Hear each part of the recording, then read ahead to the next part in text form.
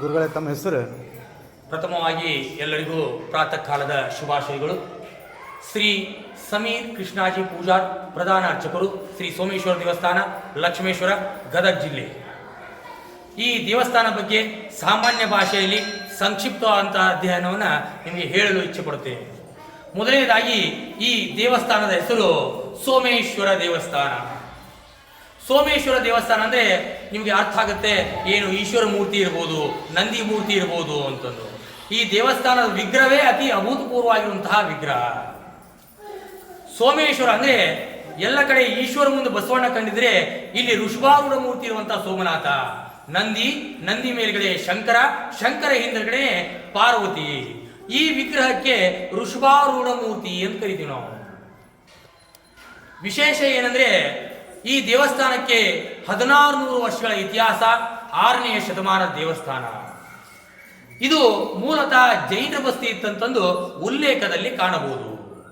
ಪದ್ಮಾವತಿ ದೇವತೆಯ ಧರ್ಮವನ್ನು ಮೆಟ್ಟಿ, ಅಂದ್ರೆ ಜೈನ ಧರ್ಮವನ್ನು ಮೆಟ್ಟಿ ಈ ಸೋಮನಾಥ ಬಂದಿರುವಂಥದ್ದು. ಈ ಸೋಮನಾಥ ಇಲ್ಲಿ ಬರಲಿ ಕಾರಣ ನಿಮ್ಮ ಹತ್ರ ಒಬ್ಬ ಸಾಮಾನ್ಯ ಭಕ್ತನಿಂದ. ಆ ಭಕ್ತನ ಹೆಸರೇ ಆದಯ್ಯ ಶೆಟ್ಟಿ. ಒಬ್ಬ ಭಕ್ತನ ಭಕ್ತಿಗೆ ಇಚ್ಛಾನುಸಾರವಾಗಿ ಸೌರಾಷ್ಟ್ರದಿಂದ ಬಂದಂಥ ಸೋಮನಾಥನನ್ನು ನೀವು ನೋಡಬಹುದು. ಈಗಿನ ಕಾಲದ ಒಂದು ಉದಾಹರಣೆ ಕೊಡಬೇಕಾದ್ರೆ, ನಮ್ಮ ತಂಗಿಯನ್ನಾಗಲಿ ಅಥವಾ ನಮ್ಮ ಪತ್ನಿಯನ್ನಾಗಲಿ ಗಾಡಿ ಮೇಲೆ ಯಾವ ರೀತಿ ಕೂಡಿಸ್ಕೊಂಡಿರ್ತೀವಿ, ಆಗಿನ ಕಾಲದಲ್ಲಿ ನಂದೀಶ್ವ ಪಾರ್ವತಿನೇ ಭೂಲೋಕದಲ್ಲಿ ಸಂಚಾರ ಮಾಡುವಂಥದ್ದು. ನೀವು ಕೇಳಬಹುದು, ಜೈನ ಬಸ್ತಿ ಏನಾದರೂ ಕುರುಹುಗಳಿದಾವ, ಸಾಕ್ಷಿದಾರಿಗಳಿದಾವ ಅಂತಂದಾಗ ಈ ಗರ್ಭಗುಡಿಯಲ್ಲಿ 2 ಆನೆಗಳು, ಒಂದು ಲಕ್ಷ್ಮಿಯನ್ನು ಕಾಣಬಹುದು, ಗಜಲಕ್ಷ್ಮಿ. ಇದು ಜೈನ ಬಸ್ತಿಯ ಸೂಚನಾ ಫಲಕವನ್ನು ಕಾಣಬಹುದು.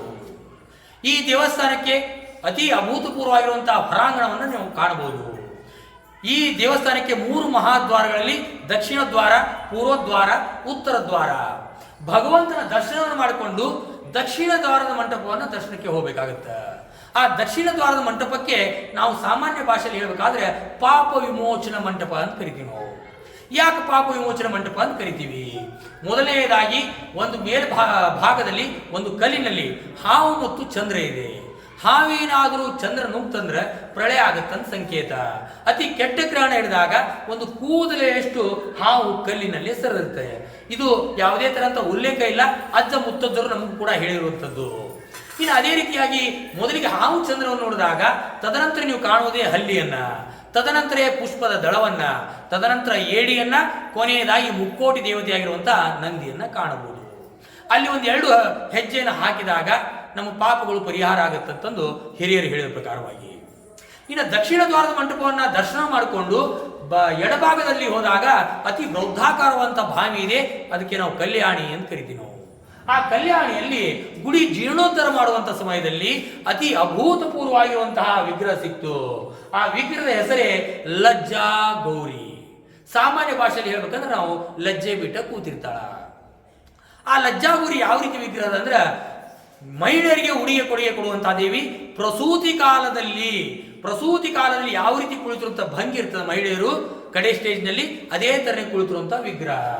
ಆ ತಾಯಿ ಹತ್ರ ವೃತಾಚರಣೆಯಲ್ಲಿ ಭಾಗವಹಿಸಿದಾಗ ಅತಿ ಶೀಘ್ರವಾಗಿ ಕಲ್ಯಾಣ, ಸಂತಾನ ಹಾಗೂ ವಿಶೇಷವಾಗಿ ಮಹಿಳೆಯರು ಪ್ರತಿ ತಿಂಗಳು ಆಗುವಂತಹ ರಜಾ ದಿನಗಳು, ಏನು ಮಂತ್ಲಿ ಡೇಟ್ಸ್ ಅಂತ ಕರಿತೀವಿ, ಏನಾದರೂ ಲೋಪದೋಷಗಳು ಇದ್ರೂ ಕೂಡ ನಿವಾರಣೆ ಮಾಡುವಂತ ಶಕ್ತಿ ಇದೆ. ಪ್ರತಿ ಮಂಗಳವಾರ ಮತ್ತು ಶುಕ್ರವಾರ ಅರ್ಚಕರ ಕುಟುಂಬದ ವತಿಯಿಂದ ಗುಡಿ ತುಂಬುವಂತ ಕಾರ್ಯಕ್ರಮ ಇರ್ತದೆ. ಆ ಕಾರ್ಯಕ್ರಮದಲ್ಲಿ ವೃತಾಚರಣೆಯಲ್ಲಿ ಭಾಗವಹಿಸಿದಾಗ ಕಲ್ಯಾಣ, ಸಂತಾನ ಹಾಗೂ ಏನೇ ದೋಷಗಳಿದ್ರೂ ನಿವಾರಣೆ ಆಗ್ತದೆ. ಕನಿಷ್ಠ ನನ್ನ ಅನುಭವದ ಪ್ರಕಾರ 1 ವರ್ಷಕ್ಕೆ 10,000 ಮಂದಿ ಗುಡಿ ತುಂಬಿವೆ ಅಂದ್ರೆ 99% ರಿಸಲ್ಟ್ ಪಾಸ್.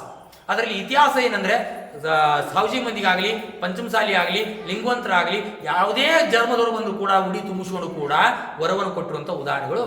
17 ವರ್ಷ ದವಾಖಾನೆ ಒಳಗೆ ಆಗೋದಿಲ್ಲ ಅಂತಂದಾಗ ಕೂಡ ತಾಯಿ ಹತ್ರ ಬಂದು ಉಡಿ ತುಂಬಿಸ್ಕೊಂಡಾಗ ವರವನ್ನು ಕಂಡಿದ್ದನ್ನು ಕಂಡಿದ್ದೇನೆ.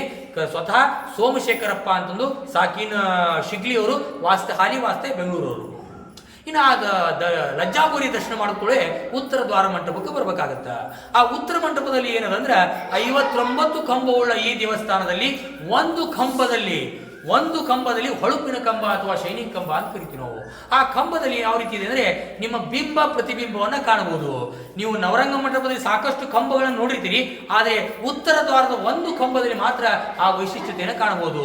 ಬಿಸಿಲಿನ ಅತಿ ಛಾಯ ಇದ್ದಾಗ ನಿಮ್ಮ ಮುಖಾನೇ ಅಥವಾ ನಿಮ್ಮ ಕೈಯೇ ನಿಮ್ಗೆ ಉಲ್ಟಾ ಕಾಣುವಂಥದ್ದನ್ನು ಕಾಣಬಹುದು.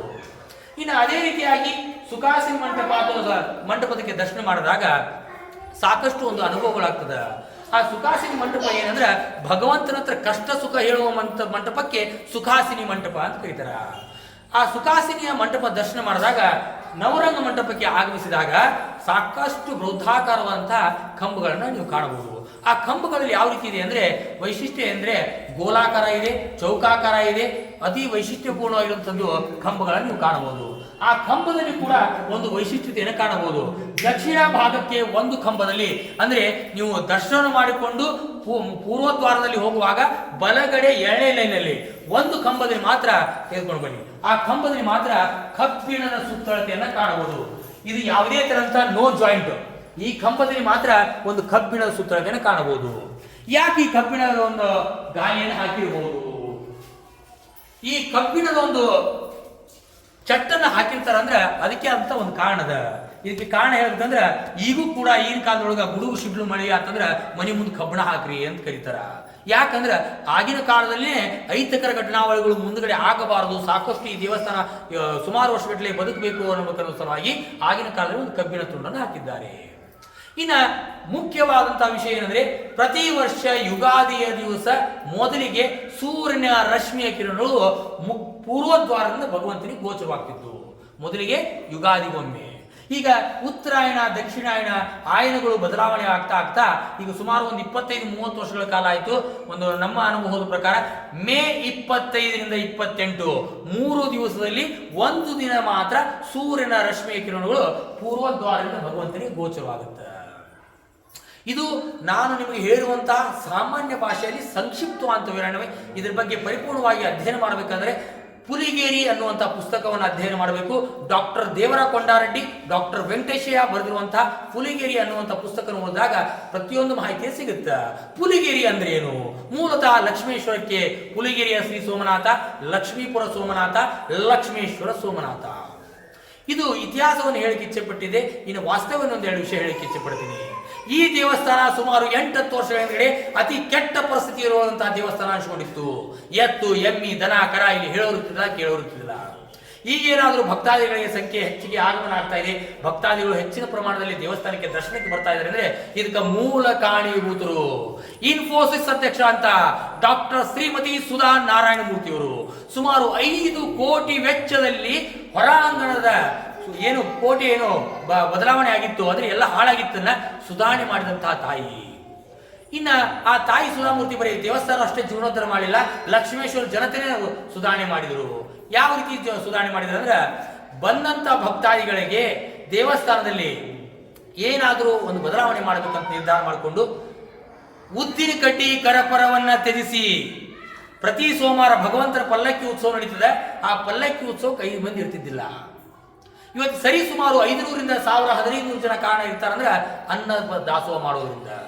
ದೇವಸ್ಥಾನ ಬಂದಂತ ಭಕ್ತರಿಗೆ ಏನು ಮಾರ್ಗದರ್ಶನ ಕೊಟ್ಟಿವಿ ಅಂದ್ರೆ ಅವರು ನಮ್ಮ ಮಾಹಿತಿ ಕೊಟ್ಟರು. ದೇವಸ್ಥಾನವನ್ನು ಸಾಕಷ್ಟು ಸ್ವಚ್ಛತೆ ಕಾಪಾಡ್ಕೊಡ್ರಿ, ದೇವಸ್ಥಾನ ಬಂದಂಥವ್ರಿಗೆ ನಿಮ್ಮ ಮಂತ್ರೋಪಚಾರಕ್ಕಿಂತ ಸಾಧ್ಯವಷ್ಟು ಹಿತವನ್ನು ನೋಡಿರಿ. ಏನು ಹಿತವನ್ನ ಅಂದ್ರೆ ಬಂದಂತ ಭಕ್ತರಿಗೆ ಯಾವ ರೀತಿ ಇರಬೇಕು, ದರ್ಶನವನ್ನು ಯಾವ ರೀತಿ ಮಾಡಬೇಕು. ಈಗ ಉತ್ತರ ಕನ್ನಡ ಜಿಲ್ಲೆ ಬದಲಾವಣೆ ಆಗಿದೆ ಅಂದ್ರೆ ಕಾರಣ 2ನೇ ವಿಷಯಕ್ಕೆ. ಒಂದನೇದ್ದು ನಿಸರ್ಗ ಇದೆ, 2ನೇದು ಅನ್ನದಾಸೋಹ. ಆ ಕಡೆ ದೇವಸ್ಥಾನ ಇಂಪ್ರೂವ್ಮೆಂಟ್ ಆಗಕ್ಕೆ ಮೂಲ ಕಾರಣನೇ ಅವು. ಹೀಗಾಗಿ ನೀವು ಯಾಕೆ ಬದಲಾವಣೆ ಮಾಡಬಾರ್ದು ಅಂದಾಗ ಆ ಸುಧಾಮೂರ್ತಿ ಅಮ್ಮನ ಆಸೆಯ ಪ್ರಕಾರವಾಗಿ 5 ವರ್ಷಕ್ಕೊಮ್ಮೆ ಲಕ್ಷ ದೀಪೋತ್ಸವ ಆ ಸುಧಾಮೂರ್ತಿ ಅಮ್ಮನ ಆಸೆ ಪ್ರಕಾರವಾಗಿ ಇನ್ನು ದೇವಸ್ಥಾನಕ್ಕೆ ಪ್ರತಿ ವರ್ಷನೂ ಪುಲಿಗೇರಿ ಉತ್ಸವ ಅಂತ ಮಾಡ್ತಾರೆ. ಡಿಸೆಂಬರ್ ತಿಂಗಳಲ್ಲಿ ಅಥವಾ ಜನವರಿ ತಿಂಗಳಲ್ಲಿ ಅಂತಾರಾಷ್ಟ್ರೀಯ ಕಲಾವಿದರು ಭಾರತೀಯ ವಿದ್ಯಾಭವನ ಮತ್ತು ಇನ್ಫೋಸಿಸ್ ಪ್ರತಿಷ್ಠಾಪನಾ ಇವರ ಸಂಯೋಗದೊಳಗೆ ಅಂತಾರಾಷ್ಟ್ರೀಯ ಕಲಾವಿದರು 3 ದಿನಗಳ ಕಾಲ ಸುಮಾರು ಒಂದು 25ರಿಂದ 30 ಲಕ್ಷ ರೂಪಾಯಿ ಖರ್ಚು ಮಾಡಿ ಆ ತಾಯಿಯ ಹಬ್ಬವನ್ನು ನಮ್ಗೆ ಆಚರಣೆ ಮಾಡಿ ಕೊಟ್ಟಾರ. ಈ ಸುಧಾಮೂರ್ತಿ ಅಮ್ಮರು ಇಷ್ಟೆಲ್ಲ ಮಾಡಿದ ಮೇಲೆ ನಾವು ಕೂಡ ಅರ್ಚಕರ ವತಿಯಿಂದ, ಓಣಿಯ ಗುರು ಹಿರಿಯರ ವತಿಯಿಂದ, ಸೋಮೇಶ್ವರ ಟ್ರಸ್ಟ್ ಅವರ ವತಿಯಿಂದ ಆ ತಾಯಿಗೆ ಒಂದು ಹಬ್ಬವನ್ನು ಕೊಟ್ಟಿವಿ. ಆ ಹಬ್ಬದ ಹೆಸರೇ ಶಿವರಾತ್ರಿ ಸುಧಾಮೂರ್ತಿ. ಶ್ರೀ ಅಂದ್ರೆ ಶಿವನ ಧ್ಯಾನವನ್ನು ಮಾಡೋದು, ಓ ಅಂದ್ರೆ ಹೊರವನ್ನು ಕುಡಿಯೋದು, ರಾ ಅಂದ್ರೆ ರಾತ್ರಿ ಜಾಗರಣೆ ಮಾಡೋದು, ತ್ರಿ ಅಂದ್ರೆ ತ್ರಿಕಾಲ ಸಮಾಚಿಂತನೆ ವಹಿಸುವುದು, ಸು ಅಂದ್ರೆ ಸುಧಾರಣೆಯನ್ನು ಮಾಡೋದು, ದ ಅಂದ್ರೆ ಧಾರೆ ಎಳೆಯುವುದು, ಮೂ ಅಂದ್ರೆ ಮೂರ್ತಿಯಾಗಿ ರೂಪಿಸುವುದು, ತ್ರಿ ಅಂದ್ರೆ ತ್ರಿಕಾಲ ಸಮಾಚಿಂತನೆ ವಹಿಸುವುದು.